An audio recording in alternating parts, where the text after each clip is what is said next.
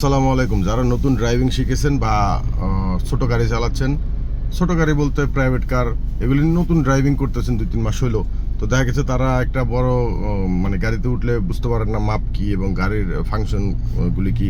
তো তাদের জন্য আজকে আমার এই ভিডিও। আসলে গাড়ির ফাংশন এক একটা গাড়ির এক একটা রকম হতে পারে, মানে মডেল ওয়াইজ হয়।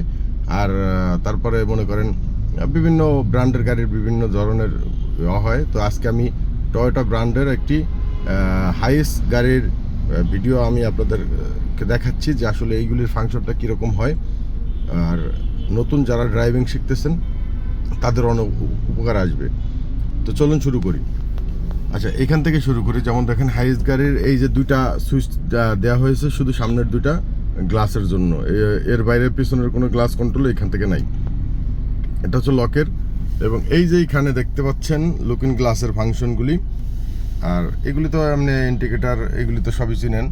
মিটারের কিছু ইয়া আছে, যেমন এখানে আপনি আরপিএম মিটার পাবেন না, এখানে পাবেন মাইলেজ মিটার, ফুয়েল মিটার, আর হচ্ছে মানে হিটের কাটা, যেটা বলে হিটের কাটা, আর গিয়ারের মিটারগুলি শো করবে।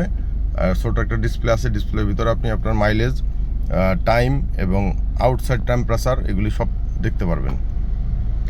তো এইখানে একটা সবচেয়ে বড় বিষয় হলো, অনেকেই আমরা অনেক বিভিন্ন গাড়িতে উঠলে বুঝতে পারি না যে আমরা এই যে অডিও যে ইয়াটা আছে, অডিও যে সুইচটা আছে, সেই অডিও বলতে অডিও মানে গানের অডিও না, এটা হচ্ছে ওই ট্রিপ এ ট্রিপ বি এগুলি, মানে ওই মাইলেজ দেখার জন্য।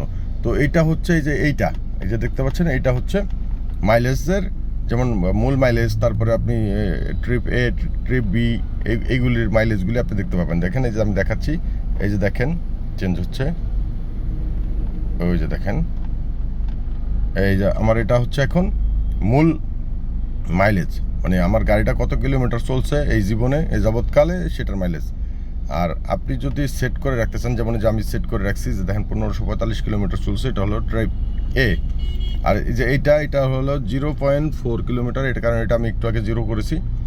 আচ্ছা, এই জিনিসগুলি আপনি এটা দেখতে পারবেন। আর এই যে বাঁ পাশে যে সুইচটা দেখতে পাচ্ছেন, এটা দিয়ে আপনি এই ঘড়ির টাইমগুলি ঠিক করতে পারবেন। আচ্ছা, এরপরে আসি, এই যে গিয়ার শিফটিংয়ের জন্য গিয়ার লিভার রয়েছে। এটার এই হাইস গাড়িগুলির হ্যান্ড ব্রেক কিন্তু আমরা অনেকেই যদি হাইস গাড়ি না চালাই, তাহলে সেই ক্ষেত্রে কিন্তু আমরা সেটা বুঝতে পারবো না। এটার হ্যান্ড ব্রেকটা হচ্ছে এই যে এখানে দেখেন, এটাকে এইভাবে টান দিয়ে উঠাইতে হবে, উঠালেই হয়ে যাবে। এখন নামানোর সময় আপনি কি করবেন, এই যে এখানে দেখতে পাচ্ছেন, এই জায়গায় একটা সুইচ রয়েছে, এই সুইচটাকে চাপ দিবেন, চাপ দিয়ে এই যে এইভাবে সোজা করবেন, সোজা করলে এইভাবে হয়ে যাবে। এটা জাস্ট একটা ছাতির ইয়ার মতো, হ্যান্ডেলের মতো। এটা হচ্ছে হ্যান্ড ব্রেক এই গাড়ির। আর ব্রেক, অ্যাক্সিলেটর এগুলি তো এই জানেন সবাই, বা দেখলে বুঝতে পারবেন। এবার আসি এসির ফাংশনে। রেয়ার, এটা হচ্ছে পিছনের এসির জন্য, পিছনের ব্লোয়ারের জন্য আর কি, পিছনের এসির যে হাওয়াটা বেরোয় সেটার জন্য। এটা দিলে আপনি পিছনে হাওয়াটা পাবে, না হলে পাবে না।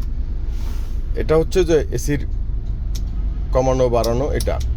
আর এটার ভিতরে একটা আছে যে গাড়ির, এই যে দেখেন চিহ্ন দেওয়া আছে, গাড়ির ভেতর থেকে হাওয়া টানা, আর একটা হচ্ছে বাইরে থেকে হাওয়া টানা। তো আমি ভেতর থেকে দেওয়া আছে, যদি বাইরে থেকে দিতে চাই এইভাবে দিতে হবে। মানে এই যে একটা সাদা পয়েন্ট দেখা যাচ্ছে, এই পয়েন্টটা যেদিকে থাকবে ঠিক ওই কাজটাই এ করবে।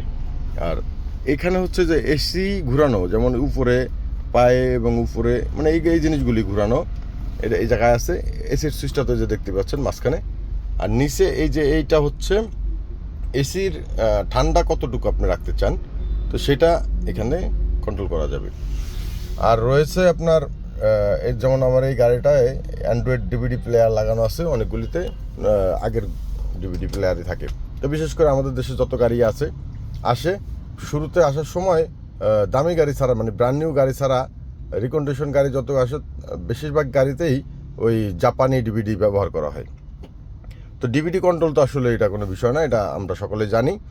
আর আরেকটা জিনিস আমি দেখাই, এখানে স্টিয়ারিং কন্ট্রোলের জন্য, মানে উপরে নিচে উঠানো নামানোর জন্য এই যে এইখানে সুইচটা দেওয়া হয়েছে, বুঝতে পারছেন? এটা নিচে নামাইলেই এই যে স্টিয়ারিংটা ফ্রি হয়ে গেল। এখন আপনি চাইলে যেদিকে ইচ্ছে সেদিকে নিতে পারবেন, আবার উপর উঠালে লক হয়ে যাবে। আর এছাড়াও আপনার হাইস গাড়িতে যেমন পিছনের সিটগুলি একটু অন্যরকম প্রাইভেটের তুলনায়, তো সেটা আরেকটা ভিডিওতে আমি দেখাবো অবশ্যই। তো তো দেখতে থাকুন এবং সাথে থাকুন। আসসালামু আলাইকুম।